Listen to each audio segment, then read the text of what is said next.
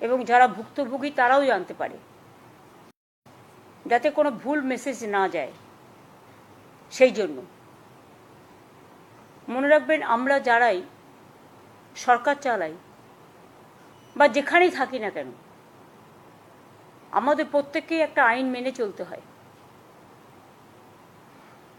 সংবিধান মেনে চলতে হয়। এবং আইন মেনে চলার ক্ষেত্রে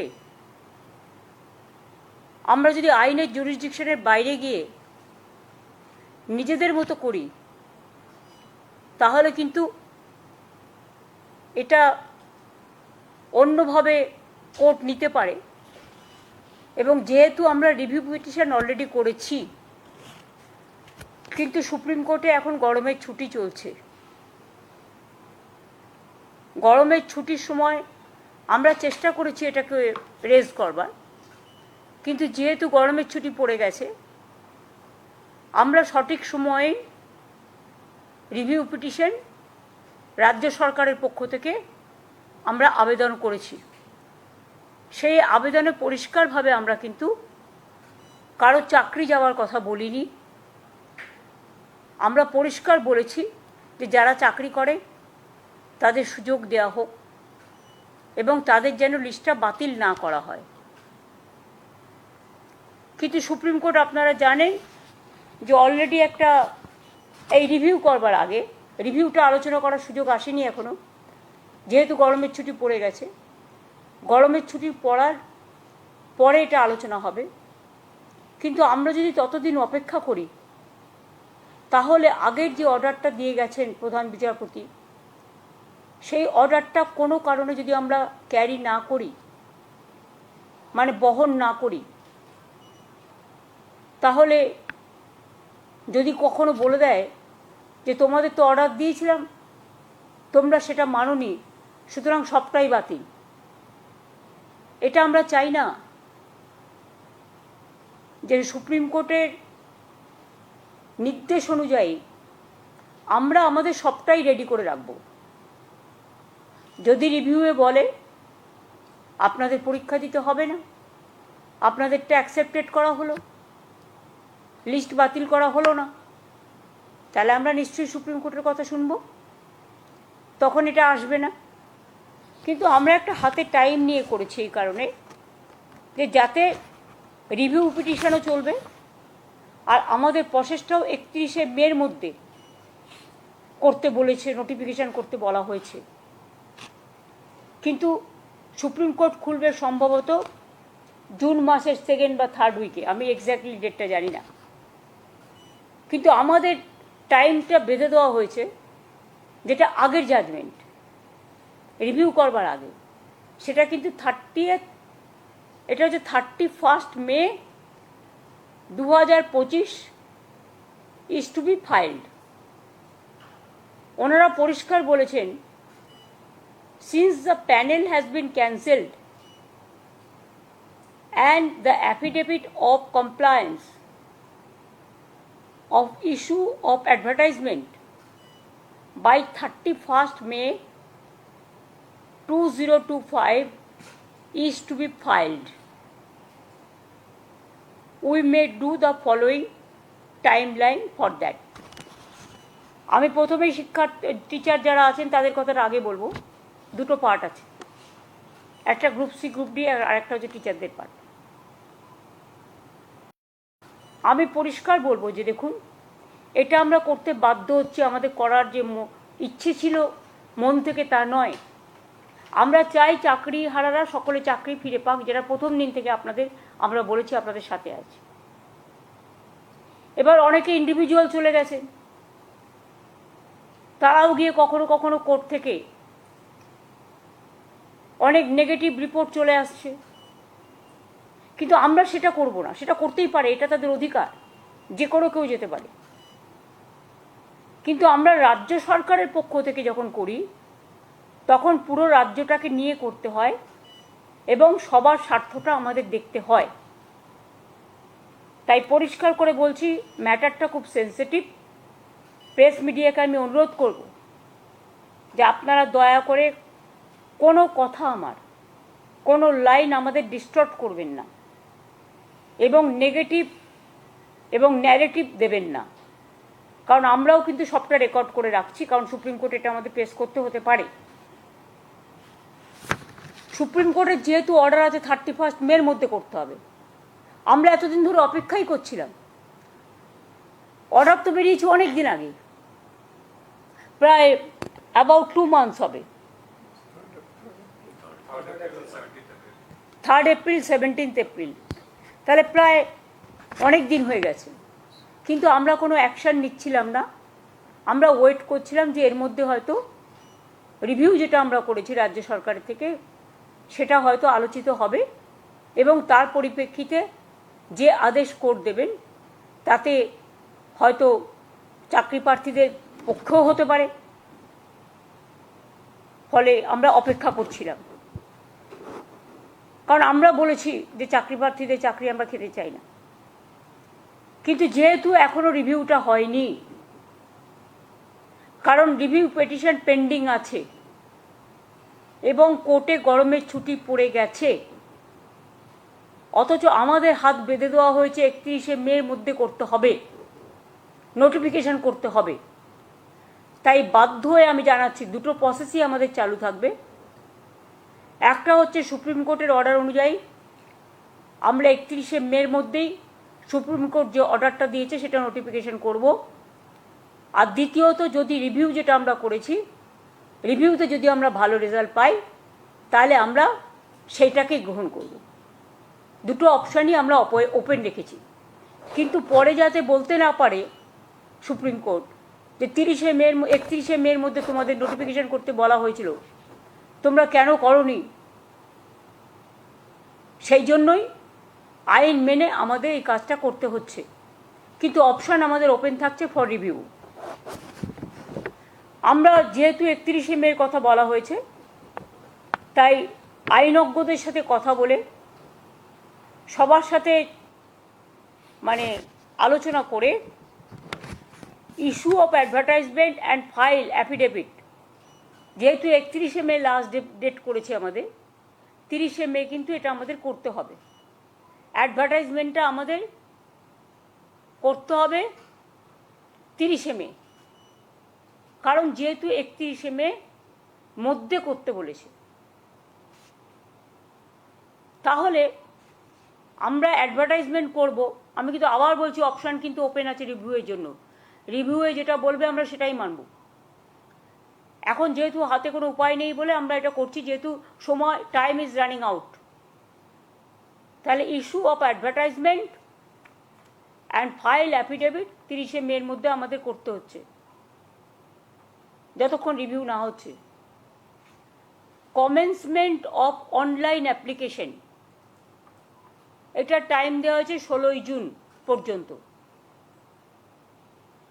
যারা অনলাইনে অ্যাপ্লিকেশন করতে পারবেন 16ই জুন পর্যন্ত। Last date of online application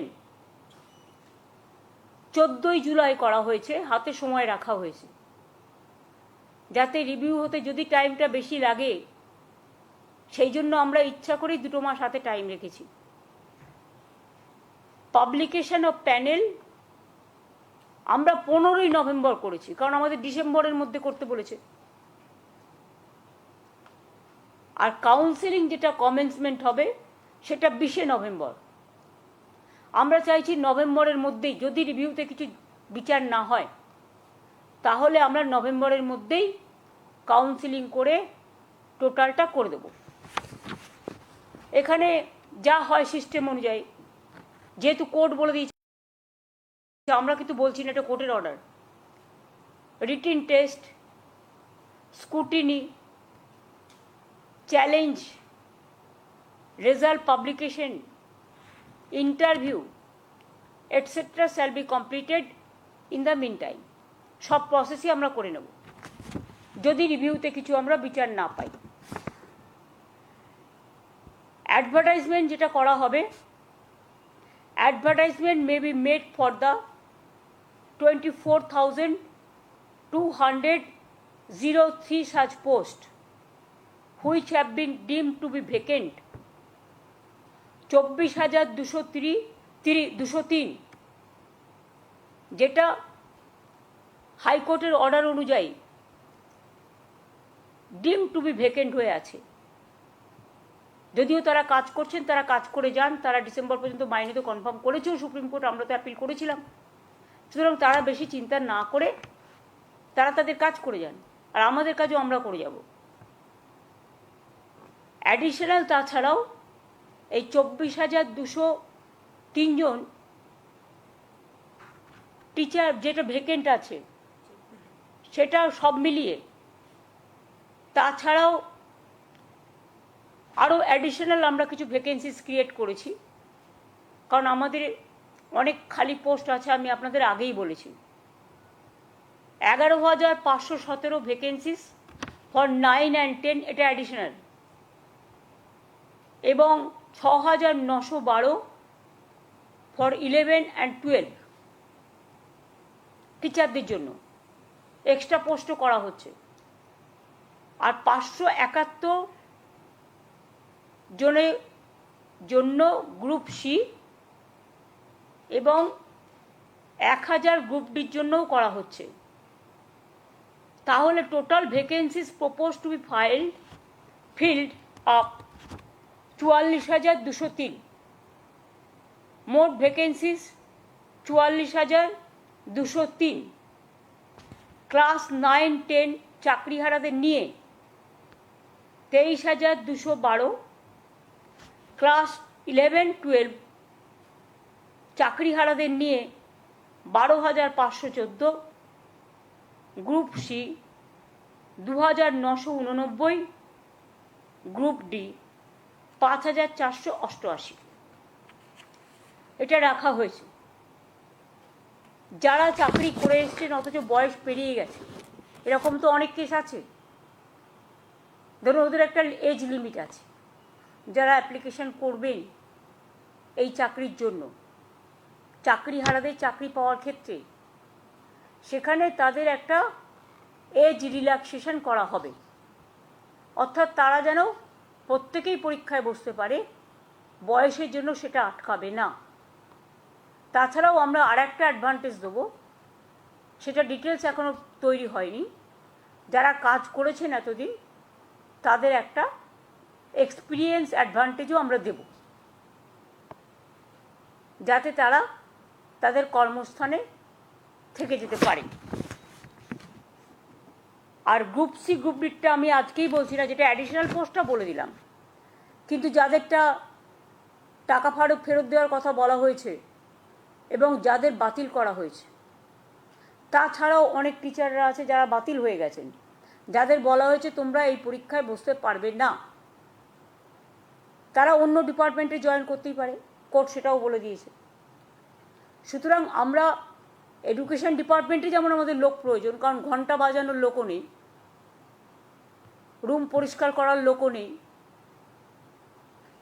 তালা বন্ধ করার লোকও নেই এই ঘটনার ফলে, সেই রকম যেমন আমরা অ্যাডিশনাল গ্রুপ সিডি নিচ্ছি, সাথে সাথে যারা এডুকেশন ডিপার্টমেন্টে কাজ করছেন অথচ তাদের সবারটা বাতিল হয়ে গেছে, ম্যাক্সিমামটা বাতিল হয়েছে, গ্রুপ সি গ্রুপ ডি সবটাই, হ্যাঁ, তাহলে ওরা এডুকেশন ডিপার্টমেন্টেও অ্যাপ্লাই করতে পারে।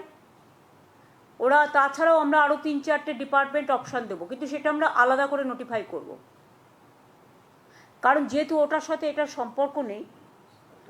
আর আমরা যেহেতু চাই না কারো চাকরি চলে যাক, কেউ ব্যাংক লোন নিয়েছে, কেউ গাড়ির লোন নিয়েছে, কেউ বাড়ির লোন নিয়েছে, কারো বৃদ্ধ বাবা মা আছে, কারো ছেলেমেয়েরা আছে, তাই মানবিকতার স্বার্থে তারা নিশ্চয়ই অ্যাপ্লাই করতে পারে, এডুকেশন ডিপার্টমেন্টেও করতে পারে, এবং তাছাড়া আরও 3-4টে ডিপার্টমেন্ট আমরা দিয়ে দেবো, যাতে যেটা তারা প্রয়োজন মনে করবে সেই নোটিফিকেশানটা আমরা 3-4 দিন পরে করে দেবো।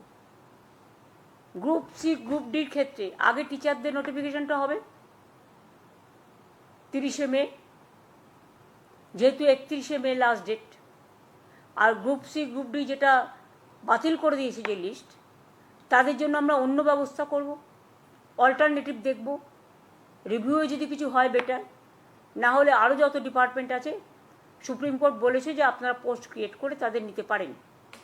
সুতরাং আমরা 3-4টে ডিপার্টমেন্টকে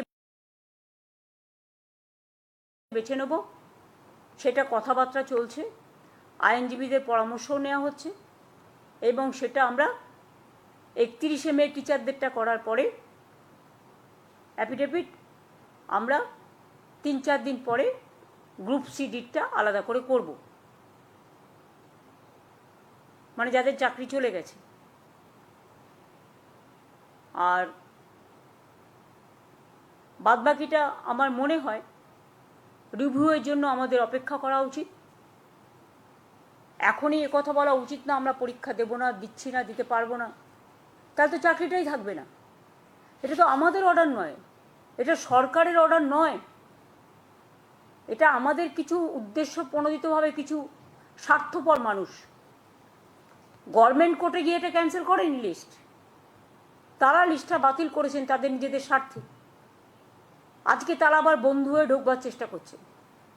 আমি শিক্ষার্থীদের বলবো, শিক্ষক শিক্ষিকা গ্রুপ সিডি যারা আছেন আমার কাছে সবাই সমান। সুপ্রিম কোর্টের আদেশ অনুযায়ী আপনারা প্লিজ অপশান 2টাকেও কাজে লাগান, অপশান 1টাকেও কাজে লাগান। অপশান 1 যদি হাত থেকে বেরিয়ে যায়, তারপরে যদি অপশান 2 রিভিউ করেও আমরা যদি বিচার না পাই, তাহলে কিন্তু আপনাদের আর সুযোগ থাকবে না চাকরিটা ফিরে পাওয়ার। আমরা চাই আপনারা চাকরি ফিরে পান। অপশান 1টাও হাতে রাখুন, যথাসময়ে অ্যাপ্লিকেশনটা ফেলে রাখুন, পরীক্ষায় ডাকলে যাবেন। আর আমি আশা করি তার মধ্যে গরমের ছুটি, আমি জানি না কবে খুলবে কোর্ট, দোসরা হাইকোর্ট সুপ্রিম কোর্টে কবে খুলবে আমি জানি না ঠিক। সুপ্রিম কোর্টে গরমের ছুটিটা শেষ হওয়ার পরেই আমরা রিভিউ পিটিশনটা নিয়ে আবার রেজ করব এবং তার জন্য অনেকটা টাইমও রাখা হয়েছে, যাতে আমরা একটা সুযোগ নিতে পারি। চেষ্টা করবো অন্তত কথা বলার। আমাদের আইনজীবীরা তারা সাধ্যমতো লড়বেন, কিন্তু বিচার তো আমার হাতে নেই, বিচারের দায়িত্ব বিচারপতিদের হাতে। সুতরাং আমরা মানবিকভাবে তুলে ধরব যাতে তাদের লিস্টটা বাতিল করা না হয় এবং তারা যেন চাকরিতে সুযোগ পায়। যেটা করে যাচ্ছে সেটা থেকে যেন বিরত না হয়। আর যদি সেটা নাও হয়, তা সত্ত্বেও আমি বলছি আপনারা স্কুলে যাচ্ছেন যান, ডিসেম্বর পর্যন্ত তো অলরেডি সুপ্রিম কোর্ট বলেই দিয়েছে মাইনে পাবেন। আর তার মধ্যে আপনারা পরীক্ষাটায় বসুন, আপনাদের এজ রিল্যাক্সেশনও করা হচ্ছে, এক্সপিরিয়েন্স ব্যাপারটাও দেখা হচ্ছে। সুতরাং আমি আশা করি আপনারা যথাযথ জায়গায় ফিরে আসার জন্য মর্যাদা সহকারে সসম্মানে নিজেদেরটা রক্ষা করুন। নিশ্চয়ই সুযোগ আসবে, সুযোগটার সদ্ব্যবহার করুন। আমার এইটুকু অনুরোধ থাকলো। এটা আমি বাধ্য হয়ে করলাম, কারণ কোর্টের অর্ডার আমি যদি না মানি, তাহলে 26,000 টিচারদের যাদের কেস কোর্টে পড়ে আছে, বাতিল করে দিয়েছে যে লিস্ট, তাতে তারা বিপদে যাতে না পড়েন সেই জন্যই আমাদের অপশান 1 অপশান 2 রাখতে হয়েছে। অপশান 1 এটা কোর্টের ভার্ডিক্ট অনুযায়ী, অপশান 2 আমরা আবার রিভিউ করেছি। আমরা চেষ্টা করব যাতে ওদের না বসতে হয়, যাতে ওদের করতে না হয় সেটা। কিন্তু আমাদের কথাই তো শেষ কথা নয়, আমরা হয়তো একটা চাইছি, ওরা না চাইতেও পারে, সেক্ষেত্রে আমরা আমাদের চেষ্টা করে যাব। আর তাতেও যদি না হয় অপশান 1-এ যান। ভয় পাচ্ছেন কেন? চাকরি তো করছেন, করে যান না। বাদবাকি তো সব কিছু আমার পক্ষে বলা সম্ভব নয়, আমাকে আইন মেনেই করতে হবে। কারো 40 বছর পেরিয়ে গেছে, 40 বছর পর্যন্ত চাকরির বয়স, কারো 35 বছর পর্যন্ত চাকরির বয়স। সুতরাং they will get the opportunity. 40 পর্যন্ত মনে হয় এজ আছে, হ্যাঁ 40 পর্যন্ত। যাদের ইভেন 40 পেরিয়েও গেছে তাদেরটাও এজ রিল্যাক্সেশন করা হবে। এটা সুপ্রিম কোর্টের জাজমেন্টেই এক জায়গায় আছে। প্লাস এতদিন কাজ করেছেন, জীবনের যে অভিজ্ঞতা, সেটাও আপনার একটা প্লাস পয়েন্ট থাকবে। এইটুকু আমার বলার ছিল।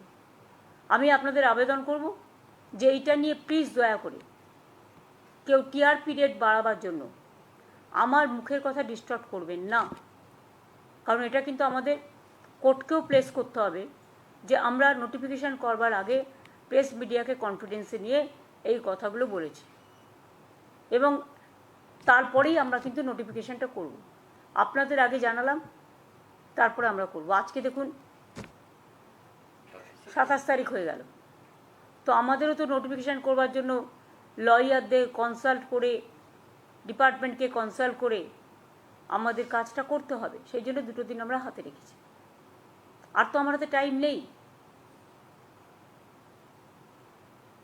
কিন্তু রিভিউ পিটিশনটা আমরা স্ট্রংলি লড়বো, এটা আপনাদের আমি বলতে পারি।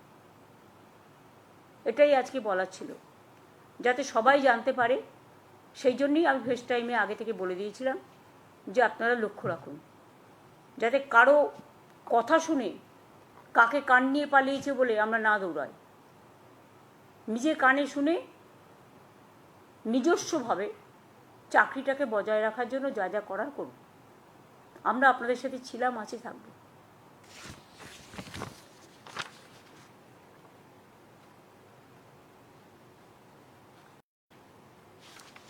যাদের যোগ্যতা আছে তারা প্রত্যেকে অ্যাপ্লাই করতে পারবে। আমাদের ইন্টেনশন হচ্ছে তাই, যাদের রিকুইজিট কোয়ালিফিকেশন আছে ফর সেট পোস্ট, যে পোস্ট মানে অ্যাডভার্টাইজ করা হবে।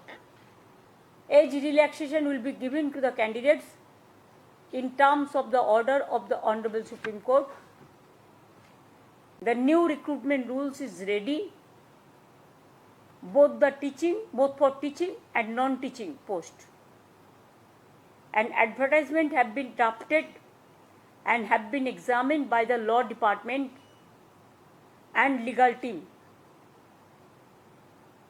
সেটা আমরা আরেকটু যাচাই করে নেওয়ার জন্য 2 দিন হাতে টাইম নিচ্ছি।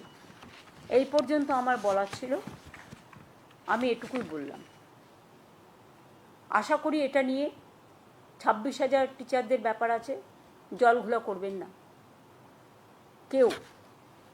টিচারদের আমি ত্রিপুরাতেও দেখেছি 10,000 টিচার ছাঁটাই হয়ে যাওয়ার পরে প্রতিশ্রুতি দেওয়া সত্ত্বেও বর্তমান সরকার সেখানে যারা আছেন করেন তো নি, উপরন্ত লাঠি মেরেছেন, মাথা ফাটিয়ে দিয়েছেন সবাইকে। ইউপিতেও 69,000 টিচারের চাকরি চলে গেছে, এমনকি আরও অনেক রাজ্যে প্যানেল ক্যান্সেল হয়ে গেছে। আপনারা মধ্যপ্রদেশে দেখেছেন ভ্যাপাম কেস নিয়ে কী হয়েছে, কতজন মারা গেছে, আজ পর্যন্ত মানুষ বিচার পায়নি। কিন্তু আমরা বিচারের বাণী যাতে নীরবে নিভৃতে না কাঁদে, কবিগুরু রবীন্দ্রনাথ ঠাকুরের কোটেশন অনুযায়ী আমরা চাই বিচারের সাথে, মর্যাদার সাথে, সসম্মানের সাথে আপনারা কাজটা করুন, যাতে সমাজ উপকৃত হতে পারে। ধন্যবাদ।